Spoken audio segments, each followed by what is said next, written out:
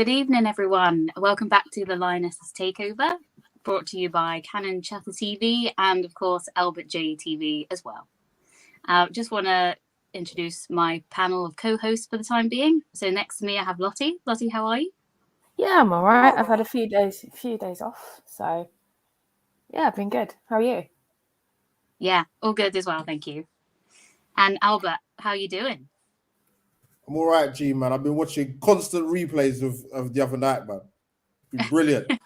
Sharing pictures, the ladies kicking butt. I thought you something polite to use, but yeah, I've been all right, man. Working. Even today, man. Working, man. No rest. On a Sunday. I know, it's disgraceful. That's it. I think I've been sending quite a lot of the videos across to Lottie on TikTok as well, trying to relive every moment we possibly can from the other night. Yeah, no, definitely. I've shamelessly not caught up with that. My blood pressure's still coming down from that game. It was that intense. It felt like watching like a disastrous men's game, but it wasn't disastrous because I actually enjoyed it. So it's weird, a bit of a weird feeling, really. It was an absolute roller coaster, wasn't it? Really. Yeah, that's what we want for home Euros. Yeah, that's what gets the views in. Let's be honest. Definitely. And it did show in the end. We'll talk about that with the figures a little bit later on. But if we just want to roll the titles before we bring in our new guest. It's not just a game. She knows exactly where the goal is. That never changes. It's not just a women's team. This is the Lionesses. This is family.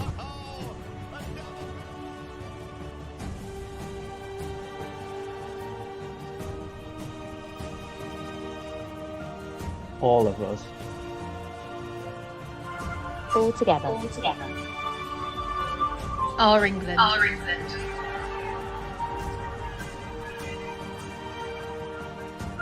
Canon Chatter presents The Lioness Take Over. Euro 2022. Love that. Every time I watch it, it's just amazing, isn't it? The whole gang coming together. Yeah, no, I do enjoy that. I do enjoy that. Put together as well. Yeah. Just want to quickly introduce our guest for this evening. Second appearance with us. One of our closest friends.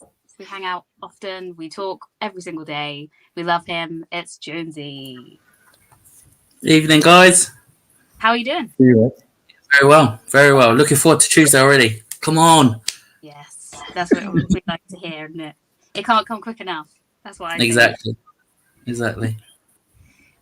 First of all, let's just get straight into it, really. Quarterfinals, hugely hyped up game. Biggest opposition we've had so far. Lottie, what were you even thinking at the beginning going into that game? Well, we were coming up against one of the favourites to win the tournament. So they, from what I've saw down at Brentford, a lot of high possession ball. But yeah, no, that game just had my heart in my throat most of the time. And there's lots of bits and pieces to talk about. Obviously, we'll come on to them before I divulge my opinions on that. For sure. But what a game! Not much more anyone. No. I think we were all kind of at a point where it got so crazy. Everyone was a bit speechless after. Jonesy, how did you feel going through that game? And did you think there was going to be a time maybe where it wouldn't come good in the end? Yeah, no, definitely. I just feel at the end of it, I was emotionally drained. I just sat back in the sofa. It felt like I played. Do you know? It literally felt it drained every last bit out of me.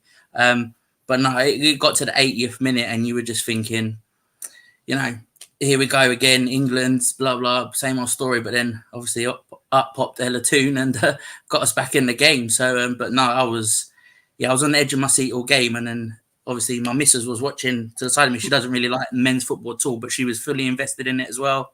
I've lost count how many times I rewinded the goal. I just brought in every one of my kids and said, "Look at that banger!" It was a screamer. So yeah, it was a great game. Yeah, brilliant. And Albert, I want to come to you for this part. It's in relation to Serena. We know how much you're a huge fan of her. I am. And I don't know if you know this, but I only found out sort of the few days after the game. But it was only a couple of hours before kickoff that she was given the all clear to join the team. Did you know about that before? Gee, that is groundbreaking. I did not know that before. But I hazarded a guess that not touch and go that she'd be there, but I didn't really hear anything much before that she was definitely going to be there. But you know what? It's just a simple thing. Somebody's presence being there, man, is massive. I was listening to one of the forget me because I don't know what I can't pronounce her name anyway. One of the Dutch ladies that was in the co-commentary for the last couple of Dutch games, and she said she said about Serena Wiegman that she just thought it was down to the players that really having really good players and having a manager there wasn't that big a deal kind of thing. But she actually thought, you know what, she kind of changed that in mind and said, actually, you know what, it's very important that she kind of was there. And yeah, it's massive. It's people think it's a small thing, but it's like being on the phone to somebody and having somebody in person or somebody relaying a message. It's not the same thing as the governor relaying the message.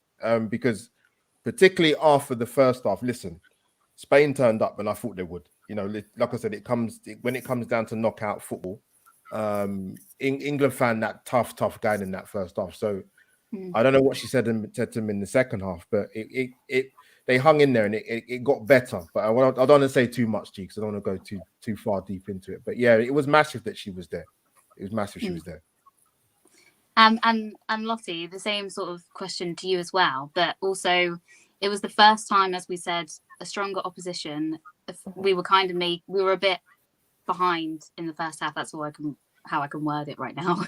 And we were struggling a lot. But it was, for me, it was the first time you saw her sort of take her role, not seriously, but she had something to be worried and concerned about. Did you see the point where she sort of charged towards the touchline and sort of shouted at the girls? Did you see that at all? Yeah, no, I did. I think it's also important I will come back to your question, I promise, but it's important to highlight the fact that the Spain manager looked at what he was facing and he completely mopped up the likes of Hemp, the likes of me, and obviously Ellen White's easy to cover. But in terms of Hemp and Mead, they were completely suffocated. They weren't going anywhere. So tactically, he almost got it right, but there's always a plan B with Serena. I just having her back on the touchline was that difference. Because it's a matter of seconds when you do tactical changes. I think if she was at home, it wouldn't have had the same effect. Yeah, absolutely. I kind of like seeing that because you kind of get used to seeing her so chilled and when we've won a few of our games and just being like, all right, we'll take that. But to actually see her facial expression when she came charging out, me and my uncle both looked at each other and was like, oh, someone's getting it in the neck here. And just Josie, going off what our performance was in the first half, how important do you feel her halftime talk was to them as well?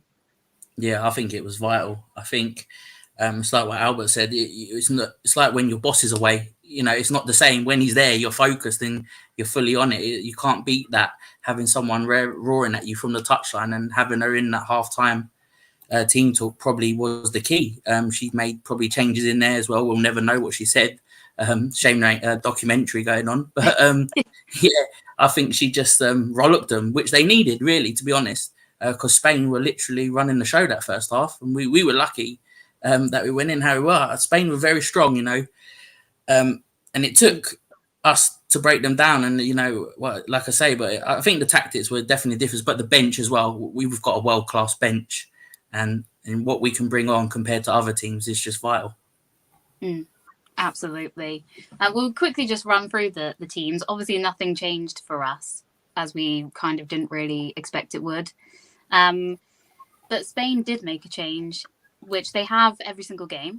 But more importantly, they finally played with a number 9. Albert, you you probably saw her play live, or saw them play in that way live. Was it a surprise to you that they brought that sort of player on in such a big game and they kind of hadn't before? I was surprised by a couple of the changes, actually. I expected Sheila Garcia to start. She's on the bench. And he's taken, I can't remember the name of the lady that came on sort of latter stages of the game, but there's been a bit of criticism, I think, back in Spain in terms of why she's not been playing. Pardon me, I forgot her name. But Spain were very good in that first half, man. But you know what? Before even the tournament, you know, it's no secret they're renowned as one of the best pressing teams in world football, and they Gonzalez, I think it was, and Bonmati was setting traps for Kira Walsh. The fullbacks played very high for Spain, which the minute Hemp and Mead got the ball, I do think England in possession weren't great. You got to hold the ball up better when you get into the final third, because as soon as you lose it against a team like Spain, I mean, Mariona Caldente was fantastic. They was giving a lot of. There's done a lot of overloads on Lucy Bronze's side, but she hung in there. And like I said, I wasn't surprised that Spain turned up. My thoughts before the coming into the game. I thought England would win. I think I said 2-0. But you know, after that first 25, 30 minutes, I was like, you know what, they might. You know what, if England can get in at halftime 0-0, they've done okay. They had a little spell, I would say probably with about 5 minutes to go before the end of the first half. But even then, Spain kind of wrestled that back and just kept the ball really, really well, man. So England found it tough, but I think they expected that. Serena said that when she spoke to Alex. I think she got an interview about Alex Scott before the game. He said that, you know, I was thinking about it after, I can't remember now. But yeah, Spain were going to have a lot of the ball. It wasn't no secret. It's just how England were going to do when they were in possession. But you know, like I said, they struggled that first half. Yeah, absolutely. And Lottie, there was only really one key moment that happened in the first half. I couldn't remember anything else of shot wise, attempt wise. But we actually put the ball in the net first. I think it was around the 36th or 37th minute. Yeah. We got a free kick on the edge of the box. Finally a set piece. Finally something going our way. And then the goal gets disallowed for offside. What did you make of that goal? Do you know what? It happened so quickly. I think I'd have to go back and watch it again several times. But to be honest with you, it did look offside from the moment it went in. So I was a bit like, whoa, hold your horses, don't scream your head off. Yeah, we've been back in our own half in most of this game. Is it going to be offside? And of course, it was offside. So the thing is, with I think one thing that annoys me about most of these games, the flag takes ages to come up. It doesn't go straight up, and it's just like, oh no. But I can understand why. But I just sometimes feel it needs to come up a bit quicker, for sure. I think they've been briefed to do that, haven't they? That happened a lot in the Premier League, to let the play go, and then they'll pull it back if they need to. No, they do it quite frequently in the WSL, and it is frustrating to say the least. I think it's one thing me and G picked up on big time last season. Yeah, well, I think actually it was Lucy Bronze that was offside, because you saw her as they were getting ready to take it. She stepped up as if to say she was going to be the one to sort of drag some of the players away from maybe Ellen White, who was the target. But she's and she didn't get back quick enough, and then she was the one that headed it, laid it off to Ellen. So it was actually her that ended up being offside in the end. I think what most surprised me most was it was the first shot and she got it in. I mean, as we've done nothing but complain about it, and then here she comes along, the next game, bang, in. Do you think we need to still complain, guys? Well, the thing is, after that, she really, I don't think she's to blame at all, but the front three just had absolutely nothing. I don't think even when they did get a chance, they weren't connecting well as a three. There was times where Ellen would sort of drop in a little bit, be the one to flick the ball on, expecting Hemp or me to run, and neither of them did. And we kind of lost the ball a lot that way, didn't we?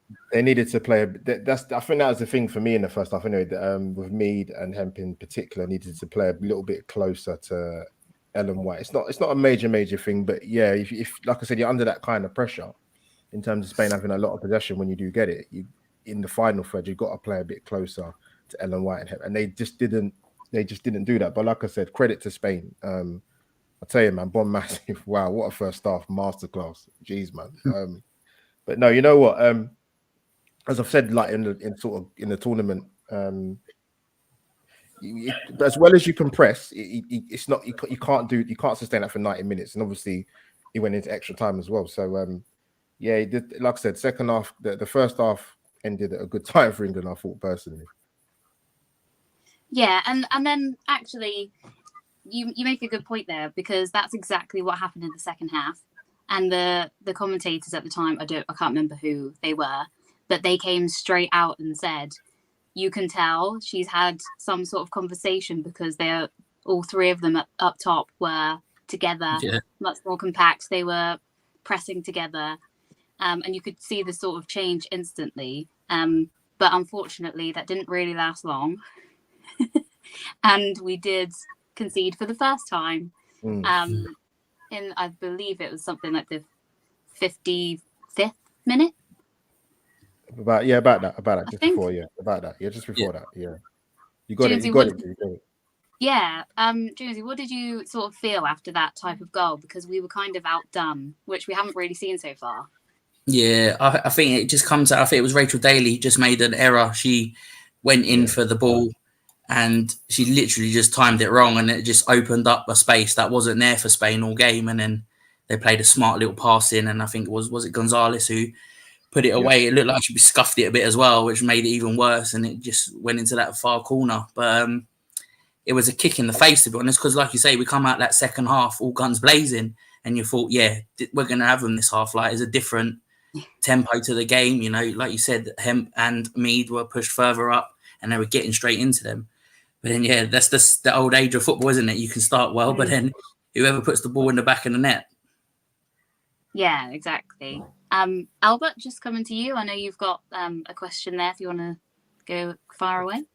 Yeah, let's fire a question away, man. So, Jonesy, what, like, in terms of England in the second half, what do you think? I know obviously we conceded the goal. That was very avoidable, by the way. After Rachel Daly made a classic fullback mistake. Now, there's either a couple of things you can do. You can either wipe the person out, or you see, or you stand off. Yeah, how do you feel? How do you feel England started sort of that first 15 minutes, including conceded the goal? Because obviously Spain brought on Afina Del Castillo, who actually gave Rachel Daly a nightmare, which I wasn't surprised to be honest with you. But yeah, do you think?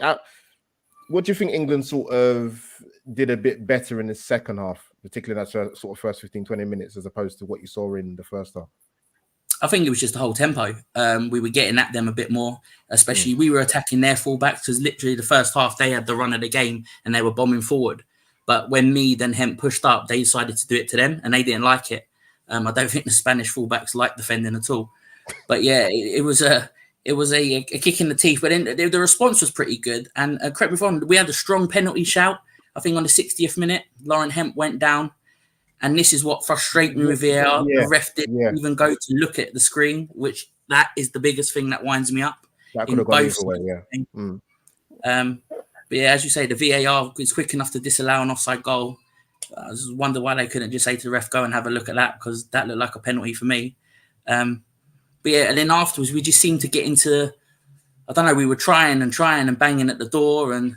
But yeah, the first 15-20 minutes, I think it was just the tempo. And then the midfield as well. You know, I mean, Stanway got a bit more of the ball. Rachel Walsh as well. She was getting a bit more time on the ball, because the first half they were doubling up on her. Yeah. And 100%. She had literally no time. But yeah, it was just, I think it was the tempo, really. We started to play to them. We looked a bit cautious first time. Second half, we went for it. Oh, good stuff. Great stuff. Lottie, coming up. Definitely. I mean, Albert mentioned Del Castillo. I believe it was that cross that Mary Earps completely saved. Jonesy, as a ex-keeper yourself, how on earth did she manage to make that amazing save? And I was getting vision as big as a goal. Yeah, definitely. Especially when you're 1-0 down. That's literally, you need that to stay out. It just reminded me of Ronaldinho for Brazil. when we played England, it was that sort of type of cross. that can easily catch a keeper out because she's halfway out expecting the cross to come into the middle of the box. But it's a big save and it gives you a momentum here. And I think the girls thought, right, come on, that they're going to get another one here if we don't buckle down. Good shout. No, definitely. Jay? But also a shout out to Mary Earps, because she realistically, I don't think needed to make a save until Northern Ireland game. And then comes up against Spain and makes a couple of saves even before that huge moment to sort of keep us even in the game. What have you thought of her tournament so far, Jonesy?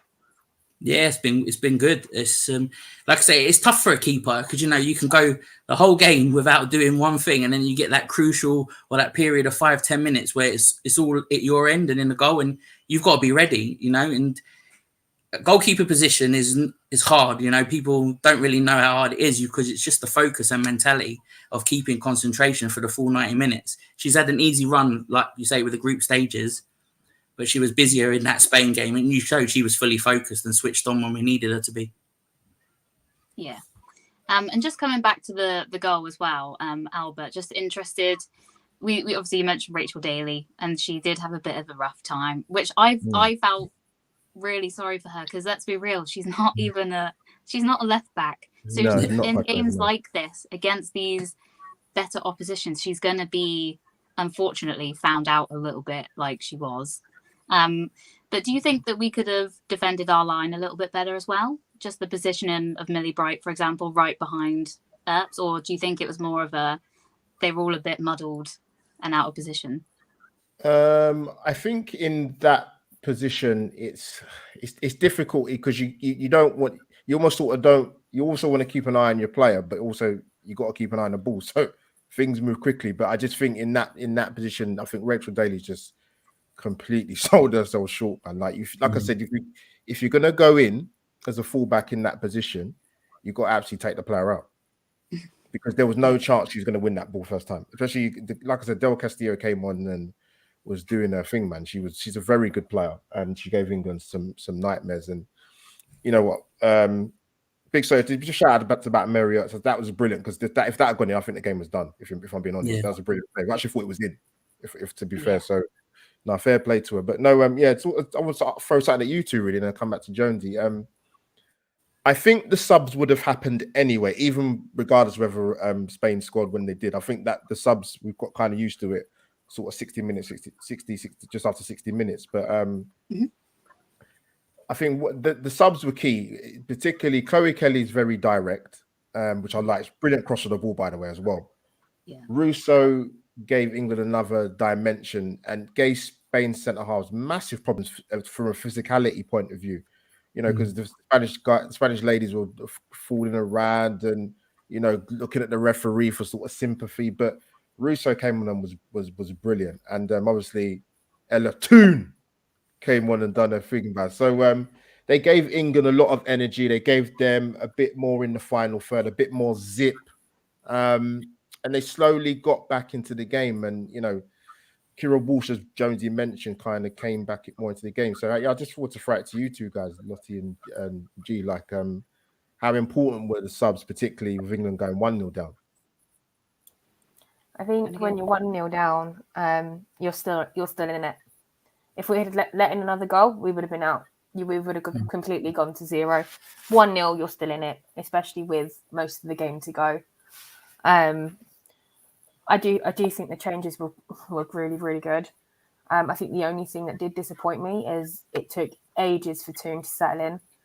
Toon and Russo have been playing for England in the junior teams for a long time. This is the first time they've actually appeared together as the senior team.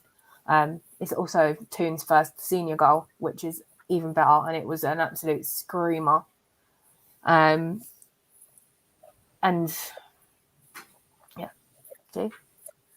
Yeah, I think it's really important as well to highlight what Leah said. Is there was never a feeling that they were going out that night, which just shows how together they are anyway. But and I think we said before that they all know that they can get a chance if they're doing what they're doing in their training sessions. Then they can get the chance to come on the pitch, whereas sometimes maybe that before hasn't been the case. If you're on the bench, you're on the bench. So I think they know they've got to take it. And also with the other games where every sub has sort of made some sort of impact to keep us going, or killed off the game, I don't know if maybe they don't feel the pressure. They've got the faith from the manager, the faith within each other, that if one of them comes on and they're all going to work together, regardless of who that person may be that's coming on for the first time, that's been on every single time, they all work together as a unit, and they've all got each other's backs. And they were just all fighting for everything. Even when you knew some of them, the starters were absolutely knackered, they were still all doing everything together, encouraging each other, looking to each other for a lot of the time to Leah as well for guidance. Even the likes of Millie Bright, she's technically more senior than Leah is, appearance wise and major tournament wise, but she was looking to her for guidance, for maybe to double check everything. And I think that just shows how much of a special bond that they all have. But ultimately, when you're in that position, when you come on, you've got to do something, and you can't fault the subs. Even if you don't score with the likes of Kelly, what she gives has been phenomenal. But maybe a little bit of bias, but for me, the change that really actually needed to happen was Greenwood coming on for the daily, to a point where it had to happen when it did, because if it went on any longer, we could have been a little bit more rocky for the end of the game. So yeah, I mean, they've all made a really good impact, and that's what they're there for, isn't it? I think the club links up, or the friend link up between them, is really showing, especially with the likes of Ella Toon and Alessia Russo as well. G, let me come in quickly. I want to sort of put something to Jonesy here. G makes a good point, because obviously England were 1-0 down. Serena made the tactical switch to go free at the back, which to bring Millie Bright further up and create an extra body in sort of in the forward thinking area. So yeah, what did you, obviously touching on the subs, who impressed you sort of when they came on the most? And actually, I thought the first goal was if you actually look at the first goal, England's goal was a really, really good goal. Walsh, I think Kelly was in as well, with him putting a brilliant cross, yeah. And Russo just roughed up Paredes, man, and the other centre back. And Toon makes that fantastic run as a midfield player, which you want. I was going mad when that goal went in. Trust me, the neighbours would have think, what's going on downstairs, man? What do you make of sort of the subs and Serena's sort of tactical switch to push Millie Bright up? I just think all of the subs were spot on. You can't put a fault wrong. Each of them played their part. I love Chloe Kelly. I've always liked her from her first days at Arsenal to where she is now. But yeah, she's direct. She goes at you. She's just like a rocket on that side. And then obviously Russo is just power up front, and you need someone like that to hold the ball up. It was brilliant. It was that goal. 2 Spanish defenders were clambering around. They couldn't get nowhere near her. And in the end, they tried to go down and say she elbowed her in the face. Yeah. I see that. No, you just got out muscled, mate. Sorry. But yeah, and then Toon was there to blast it in as she did, making that run from midfield. But yeah, can't fault the tactics, can't fault the subs. Spot on. Good shot, good stuff. Do you reckon it could be the first time that a sub goalie has had a yellow card on the bench as well? Yeah, they lost control. Yeah, the Spanish lost control of the bench, man. Yeah, they lost control of the bench. I think for me personally, it was more of a case of, oh, you finally see something, yet you won't give a card to Spain. Yeah. So it was just, I don't know. It was really weird. It's just always that conversation of different nationalities refereeing games, and you sometimes just sit back and think, is that because it's the actual decision, or is that because we're England? But I'd like to think with the men's game you can get away with saying that, but I'd like to try and think in the women's game we don't have that sort of attitude, if you know what I mean. But I do feel sometimes like there is a snobbery around football. Like it has to be played beautifully in order to have a magnificent win, right? Do you care if it's an ugly win, or could it have been, could we have been a bit more direct throughout that game? No, I don't care. If we win that final and there's like 9 yellow cards each side, a scrappy 1-0 win, I don't give a, you know what I mean? As long as we're lifting that trophy, Leah's lifting that trophy on that final day, Yeah, I don't care I hope how we so. won My it. fingers are crossed. I've got my tickets for that game already, so my fingers are crossed. Albert, G?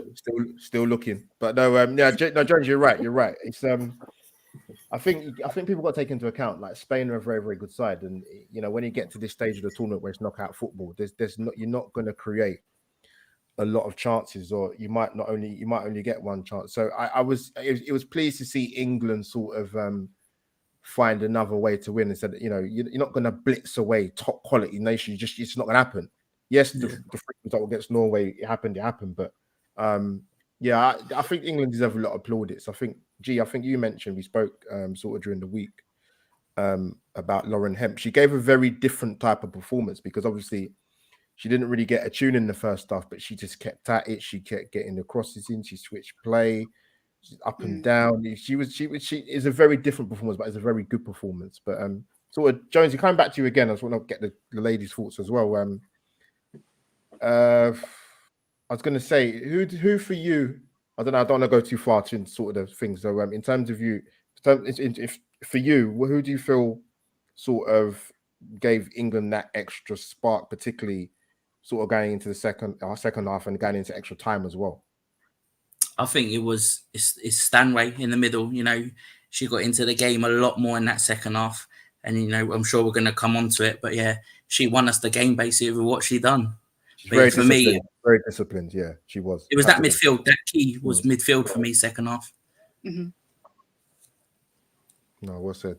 G coming. G. Absolutely the same. I was going to give it to Kira Walsh because we said that she was very heavily and very well marked in the first half. There was either one already on her, or by the time she was about to receive the ball, the second one was on her too.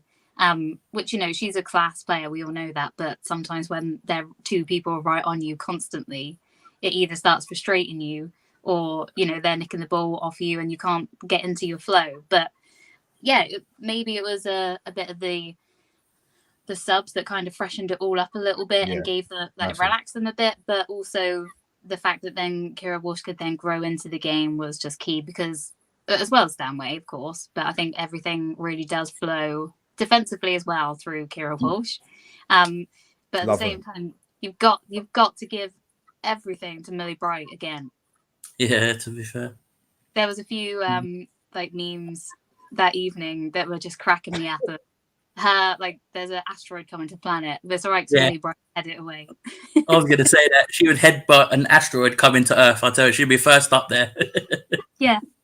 But it just, as we've all said, it goes to show how important every single person is. There's no one necessarily that's taken all the limelight and carrying us through. I think they're all just collectively doing their jobs because they all want the same goal, really, don't they?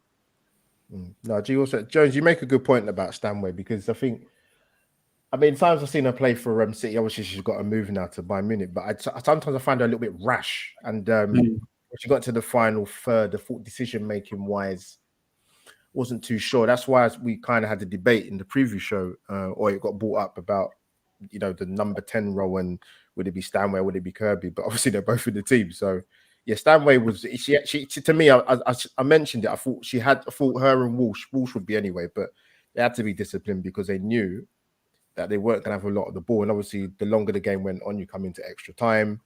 The space opens up a bit more. Walsh looks like a world beater, which she actually is. And as for the goal, wow. Jesus Christ, man, what a strike. And give credit to Lauren Hemp as well, because she kind of took the sort of the defenders back. If you're going to be critical from maybe a Spanish point of view or whatever, you can't back off like that. Someone's got to commit to the ball, but take nothing away from Stanway strike. It's fantastic. Some of the steal shots in terms of the slow-mos. Yeah. Wow. Brilliant. From Steven Spielberg would have been proud of some of them. That's bad, man. But yeah, listen, England to go 2-1, man. It was massive. And sort of coming to G, I actually thought England saw the game out pretty well in the extra time period, actually, after getting the goal. I didn't really remember a massive chance that Spain created. But sort of G, coming to you and Lottie. Obviously, I think Millie Bright got the Visa player of the match, and she also got the fans vote player of the match. But I have to say, if for me personally, and I've had this conversation with you, I thought Lucy Bronze was in a different league the other night. I thought she was fantastic. I thought defensively, the amount of headers she won, she knew when to tuck in, to go on the overlap, the fantastic flick in the first half. But yeah, I like Millie Bright. I thought Leah and Millie Bright were fantastic as the two centre backs. What is excellent. They won everything aerially and they didn't really give up any sort of opportunity. But for me, Lucy Bronze was just different class, man. I said, wow. I said, that's a serious performance, man. Coming to you. Yeah, I'm just gonna say we have her heat map, don't we? Just wanna quickly have a scan. Look at that. She's absolutely everywhere on that left/right hand side, depending which side you're on. But you know, she in the box in both occasions, in the middle, picking up, sweeping up, as I like to say. It just goes to show how much involvement actually. And I don't think they necessarily targeted her as such, but I just think that that's probably their best side to attack from. But yeah, Lottie, what did you think of Lucy's performance? Because I know you rated her last one as well. Yeah, the thing is with Lucy, you can always rely on a consistent performance. I just think she's come up against Spain before, so she'll know what to expect. The heat map is obviously, it shows you where the Spanish manager thought was the weaker side, and boy did he make a mistake.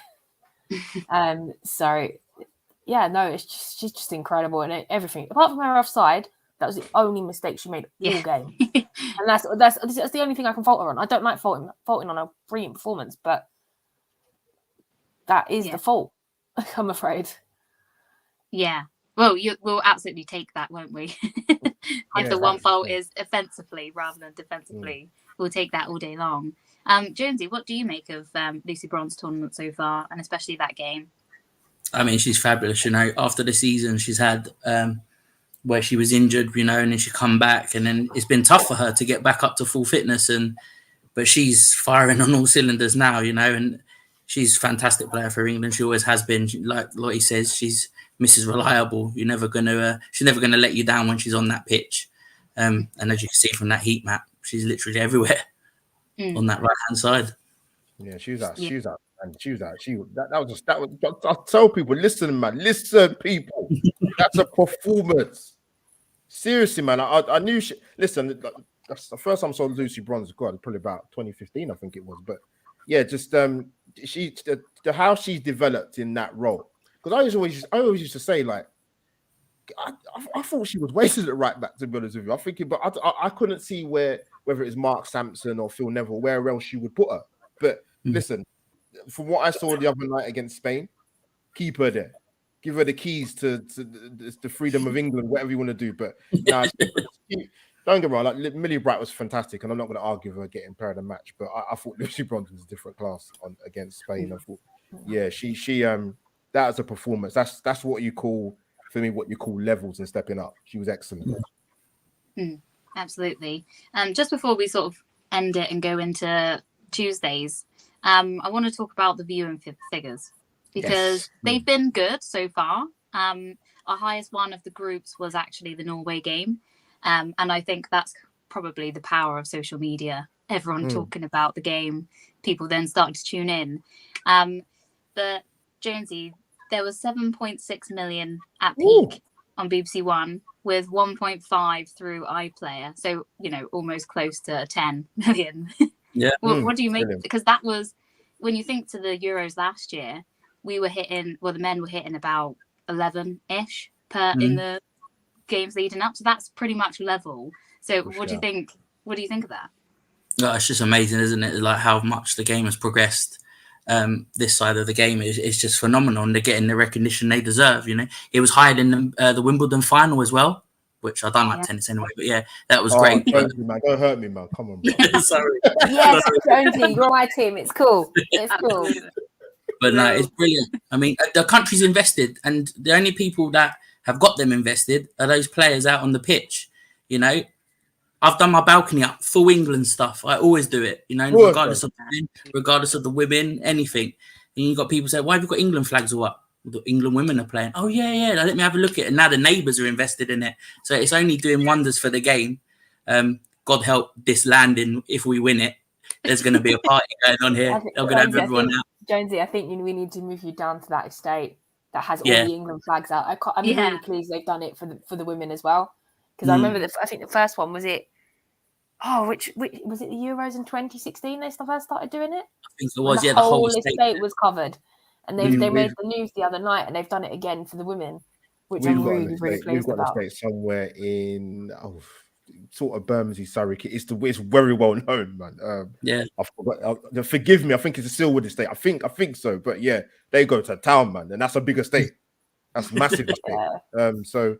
But now, Jonesy, you make a good point, man. Like, and Sophie, big up Sophie from Hybrid Squad. She said it like in terms of it's hard because obviously I think probably in terms of people that top the group, they're in the semi-finals, isn't it? So England, for me, it's a massive. I don't know how have to win. It's probably strong, but let's just say it, man. If they win it, it's massive. It's massive, massive. And the longer they're in the tournament, the momentum picks up. And I said to G the other day in terms of when the game went to extra time. Listen, I watch the news, but people thinking, oh, you know what? The football's on, man. Like, you know, another extra half an hour before. So it does help, like the fact that the game was on, you know, when it started at peak time at 8 p.m., but then obviously going for another hour and a half, 2 hours. Yeah, listen, the figures will get massive. I mean, goodness knows what they're going to be on Tuesday. It's going to be huge. But no, big up. No, it's been brilliant. The viewing figures have been amazing.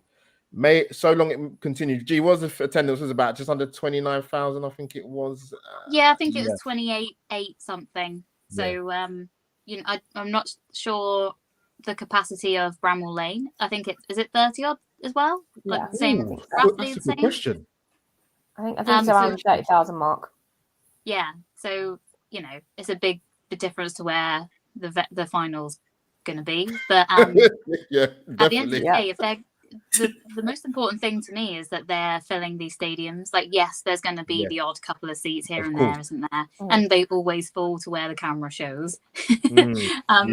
But you know, there's all sorts of reasons. You see it in the Premier League that there's always empty seats somewhere. Like, it happens at the end of the day. But the fact is that there's a demand for it now. I don't think most people can realistically, if they're being honest, can say that there isn't a demand for people watching these games and being involved. So yeah, I mean, I think we've briefly spoke before about maybe the choice of some of these venues going into the tournament. And maybe along the way, yes, some of them have been right for the teams that are playing. I think they've had good support from their own countries, but they haven't necessarily filled capacity as such. But you've also seen as the tournament goes on and certain games, they've been near to capacity, which is just obviously brilliant to see. And hopefully going forward, that then opens the door to the bigger stadiums because they can see that it will work. But yeah, Lottie, just coming to you quickly on your thoughts on the viewing figures as well. No, I think you make a good point about the men opening their grounds up to the women's teams. I think there's a lot of, I'm going to use the same word again, a little snobbery towards our game to the men's because it's not as competitive. And I see I don't know about you and Albert and Jonesy, but I see a lot of that on my timeline. I think my prime example was probably, I know this is WSL related, but the Birmingham goalkeeper saving a penalty from Sam Kerr last season. That was bad keeping, but you shouldn't let one moment completely define the whole game. And that's what really irritates me about people who don't watch it properly.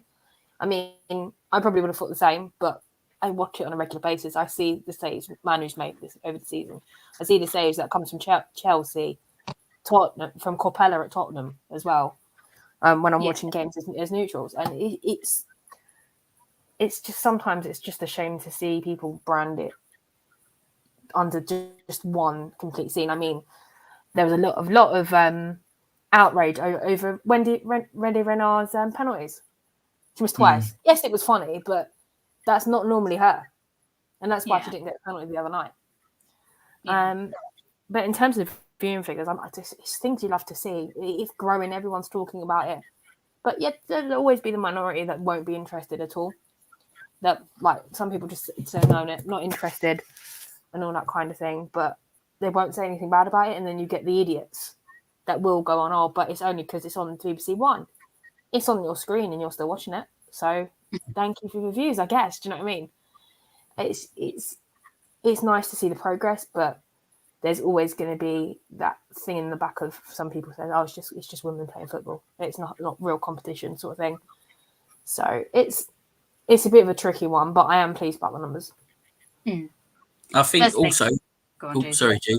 I think also, I don't know if you guys have seen, but this year FIFA, the video game, is now including the WSL, and also Sam Kerr is on the front with Mbappe. So I think things like this are only making that things like that for sure. I mean, I'm actually buying FIFA for the first time in ages. Yeah, I can't wait to play. I haven't owned FIFA since FIFA 2010. That was nearly 12 years ago. So I would definitely be buying that. I won't be playing so much that. I'll be definitely on the WSL one though. Definitely, sure. I will be.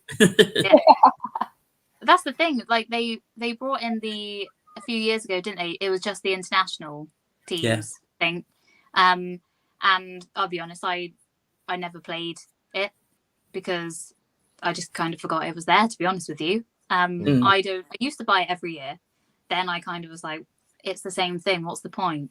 But this is something that it's like I read so many comments and it does wind me up. But then I just think, do you know what? It doesn't matter. You don't matter. What matters is a young girl that is watching her brothers play this game and sees another girl on the cover, and then they show her that actually you can play as the whole team of girls. You don't have to play as the boys. You can be these people, and it brings maybe those kind of like young girls won't have the access to watch the games, but have access to the women's game in a different way. And then these names become household names to these girls and think, oh wow, like this person, and then they watch they'll watch the Lionesses when they're on the telly next, because they'll say, you just don't know how these things can actually influence people. It's not always necessarily the main put the football on. It's all these mini things here and there, like the sticker book this year as well.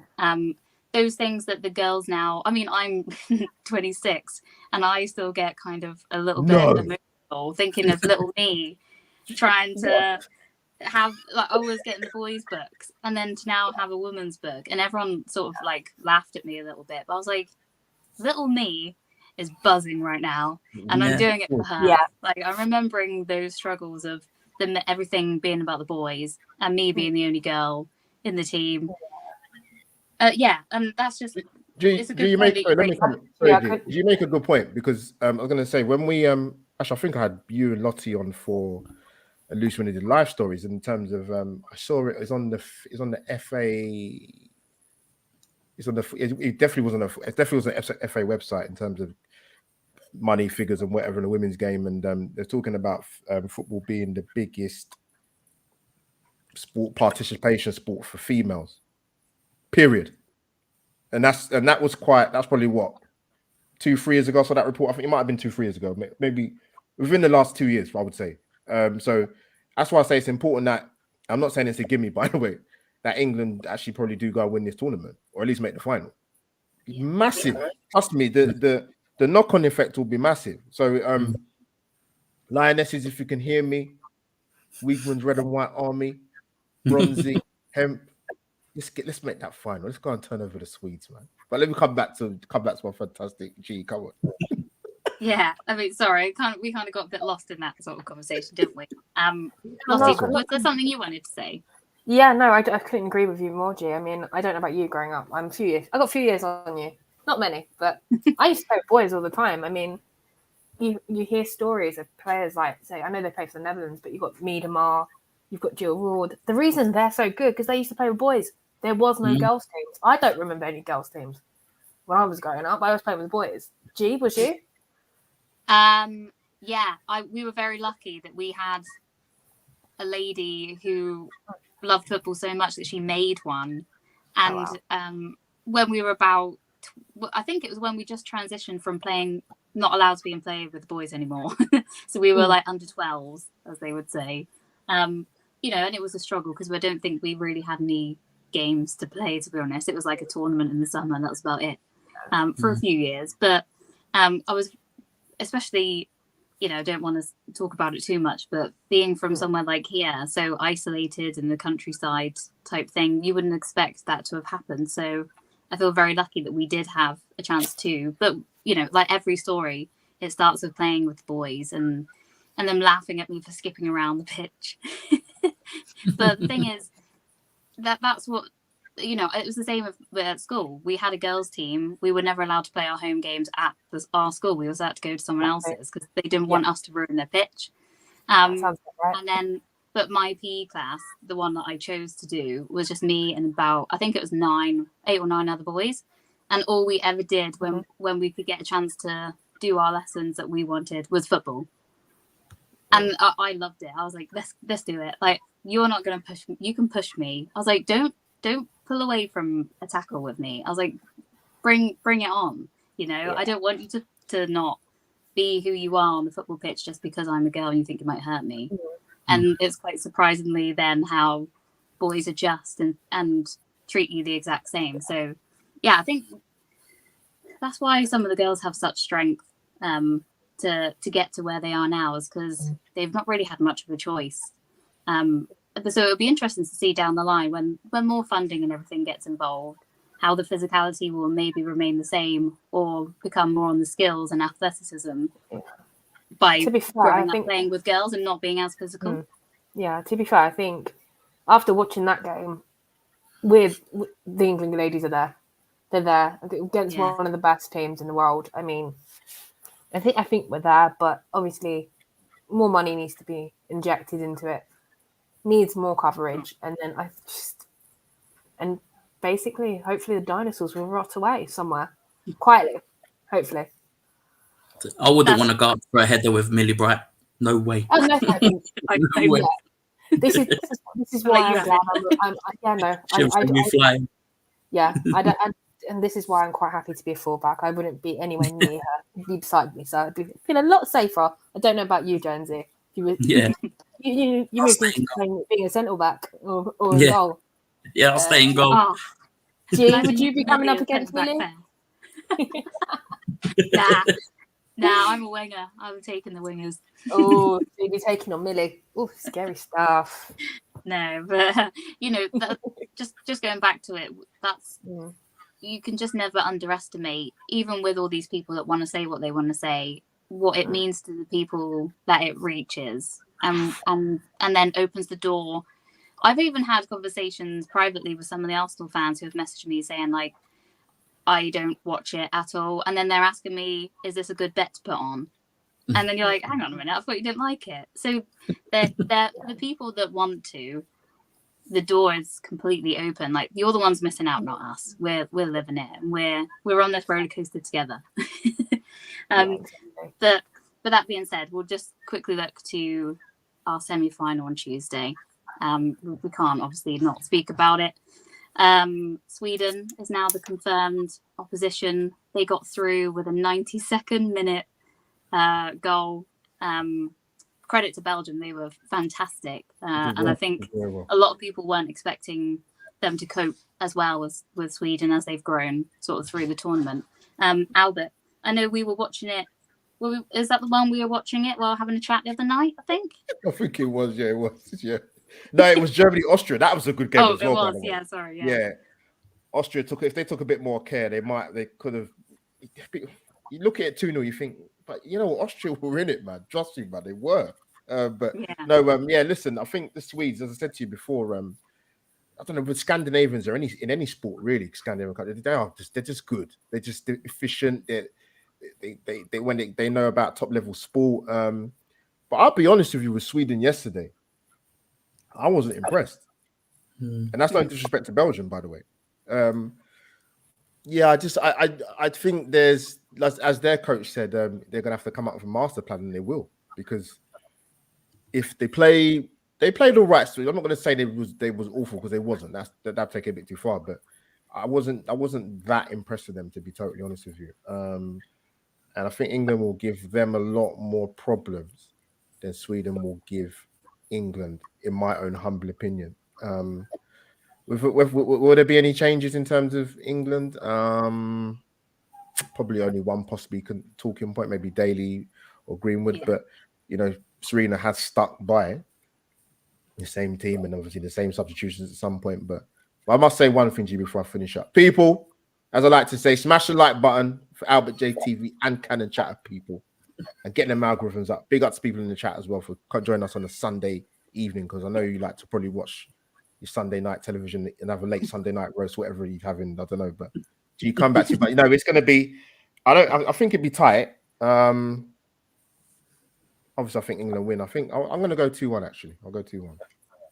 Nice. I was worried about doing predictions, but we'll absolutely go straight into it. Don't be worried. Don't be worried. Jonesy, we're going to be coming up against someone we know quite well, and that's Dina Blackstenius. She has actually scored about 4 or 5 goals this tournament, but I think only one has been given in the end. I don't want to jinx it, obviously. But yeah, do you think that because she's coming up, Millie Brighton and especially Leah, they know her? So do you think we've got it in us to sort of keep her quiet? Yeah, I think we do. I mean, just touching on what Albert said, I thought I've lost my trail of thought. I thought Sweden were very overconfident against Belgium. I think they just went into it a bit thinking that was going to be an easy ride here, and obviously Belgium put up quite a tough fight. But yeah, Blackstenius, she knows them players in that England team very well. It could work the opposite as well. She knows their weaknesses as well. Maybe she trains with Leah. She's been up against Millie Bright as well. I'm quietly confident for Tuesday.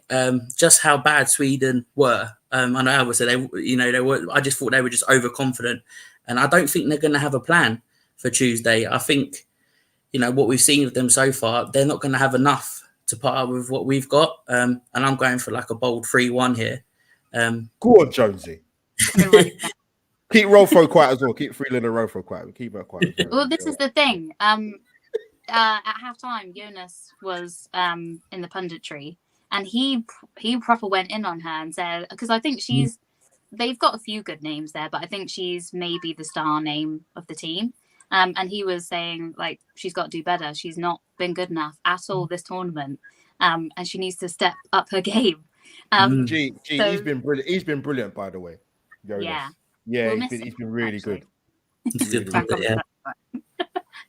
But as well, I think with the game the other day, in all fairness, they were missing both of their starting fullbacks to COVID, in Hannah Glass and Joanna Anderson. So maybe I don't know when they caught it, so I'm not sure if they're going to be ready and fit. But hopefully for us, they're not, because it looks like those stand-in fullbacks are actually a good target. And as you say, Hemp and Mead, if we're starting with what we're starting with, could absolutely terrorize them. What do you think, Lottie? They could.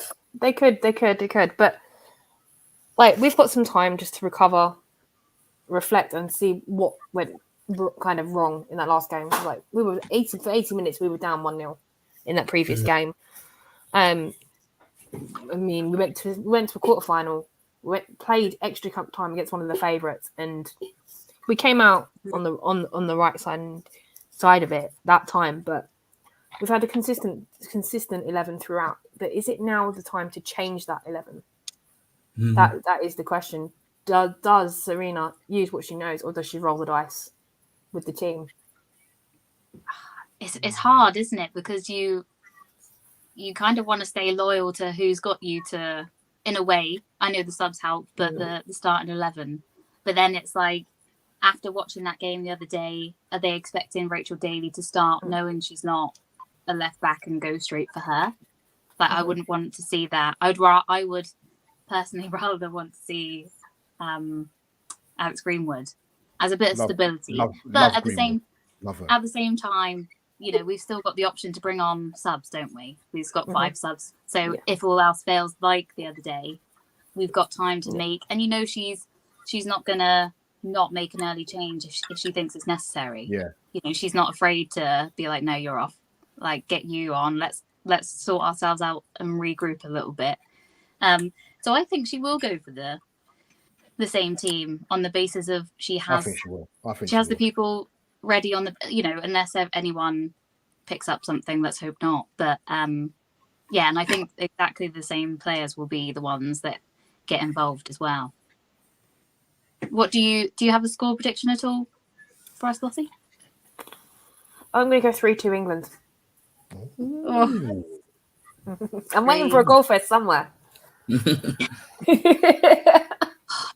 I'm struggling, you know. I think I might go 1-0 England. I also do think that Millie Bright is going to put Stina in our pocket again, like she did during the domestic season. I'm really sorry, but I think it's going to happen. I really All feelings aside, drop for Stina. There is literally no Viv. So I'm sorry, but it's going to happen. Yeah. Millie can't cope with Viv and Stina. She can't. If there's one of them, you know, who knows? Stina, we love you, but it's national, I'm afraid. Yeah, I love that. Do either of you have any sort of further questions just to tie off the show at all? I actually might have one for all of you, actually. I just want to get your thoughts on this. I don't know if any of you have been listening to the BBC Daily Euros podcast. It's really good if anyone wants to ever listen. But please do listen to Albert JT with Canna Chatter first. Much better content. Well said. Basically, they were chatting after the game. Obviously, they could hear the stadium emptying out and sort of things. And they were saying, like, the England fans are said to be spoiled, right? We've gone 17 games with Serena in charge, and we've won all of them. We've set a national record as a team of winning 10 England games in a row. And then we're sitting there for 80 minutes unbeaten. And there's a section in that ground that was sitting there absolutely miserable. I don't know if you guys noticed there was a camera on them. They were sitting there absolutely miserable. They're all really young fans, though. Would you say that makes us spoiled? Even though the rest of the ground is making all the noise. Not Quite really. sure. Yeah, I don't. These guys. I think I've forgotten his name. What his name was, but I sat there and thought you can't base it on just one section of that ground. Yeah. In terms of they're expecting us to win, like constantly, is that what they mean? That maybe we don't know how to handle not winning? Yeah. But if you base that on a group of young kids, that's not really to go off. Like, without being disrespectful, I know youngsters can know a lot about the game, but you know, let's talk about people who have lived through more than a month of football. Of watching this team play, because a lot of them, maybe this is the first time they're even seeing them play. You know, it's their local ground, their school's giving them tickets, or their club. They might not have seen anything before, but I got to say, the crowd the other night, and when they panned to the crowd, and it wasn't just, as loads of people like to say, kids, women, it was men, boys, you know, and their little guys in their 20s. Everybody. That were just going ballistic, which I'm more happy to see that like you're winning people. And again, they had the screens at Box Park in Croydon. Yes, well done. Yes. And it kind of looked like a bit of a disco atmosphere, so you couldn't really see the limbs, as you like to say, but there was a lot again of younger males and females that were proper into it, and I think that's just so wonderful to see. It is. Of course it is. The men had it with a lot of the coverage. It's that type of coverage the women's game needs. It does. The media days, the pints getting thrown over everybody. They're going to throw it over me anyway, but no, you know what I mean. But no, it's just small things like that. It should be the norm. Like it shouldn't be it's the women's Euros or the women's. No, it's the norm. Celebrate. It's national tournament. It happens once every 4 years or 2 years, depending on whether World Cup, Euros, whatever. But no, man, well said, G, man. Well said, absolutely. Yeah. James, have you got anything to add to that? No, for me, spoiled is winning tournaments year after year after year. You know what I mean? It's not going 17 games, so I don't know what that guy's smoking, to be honest, or what he's talking about. So he needs to chill out. Yeah, I need to go and look his name up again, because I was just like completely confused by it. I mean, I think his best line in the whole podcast was Germany pops Austria's bubble. I mean, right, puns. Real good work. I know, right? Oh, that's the thing. Let's hope that the genuine people that cover these games are the ones that their voices are being heard. In terms of writers, you know, journalists, interviewers, I've seen a fair few that I know cover the men's game only and have just started with the women in there. They're being honest and saying I'm not used to it, but I'm blown away by what it's given and the togetherness. It's just a shame not a lot of them will do that. I think the one person, I think I've heard him in one game, I'm not 100% sure, it might be Mataface. And he was silent. He was silent. He wasn't even doing anything. He was just silent. I think he was with Rachel Finnett. Yeah. What's her name? Ennis Brown. Yeah, that's it. I should know that. It's part of my last name. That's disgraceful. Yeah, I think we can pretty much leave it there, really. Jonesy, thank you so much for joining us. Have you enjoyed it? Yeah, I loved it. Loved coming on to I like speaking about the boys, but I thoroughly more enjoy it speaking about the ladies as well. It's great. Not many people know that I watch the women's game, but hopefully they do now. And but I just love coming on, and thanks you guys for inviting me. It's always brilliant to come on with you lot. Cool, don't worry, man. No worries at all. Anytime. Albert, hopefully we'll have you back for the rotational for the final show. Brilliant. I'll be there. For sure. Albert, thank you for being a presence with us again this evening. Of course, G man, you crazy? This is a crunch time of the tournament, man. People, don't even touch the like button. Slap it up, man. Press the like button. Come on, people, man. As I said, man, press the like button for each channel and subscribe to both channels. A big up to the people in the chat for joining us on the Sunday night. So yeah, man, roll on Tuesday, man. Come on, ladies.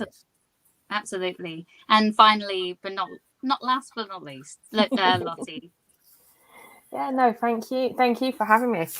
As usual, well, not having me. Well, let me be on screen, even though I've been absolutely nightmare the last few days. But yeah, no. We are back on Friday, I believe, aren't we, guys? Yep. Usual time. So, guys, set your reminders on that one. I'm sure our wonderful host sitting down below me will have everything up as soon as he can do it. So, of course, man. I don't mess about, man.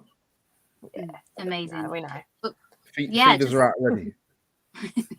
Just to echo what everyone said there.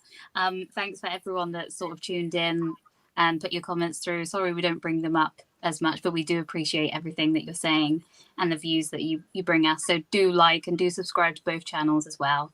And thank you, and we'll see you on Friday.